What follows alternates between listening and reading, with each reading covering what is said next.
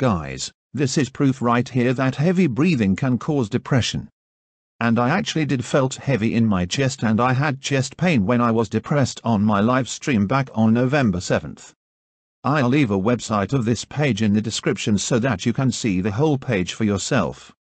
And Amanda Rose, if you are watching this, I hope that you would now believe me that heavy breathing can cause depression.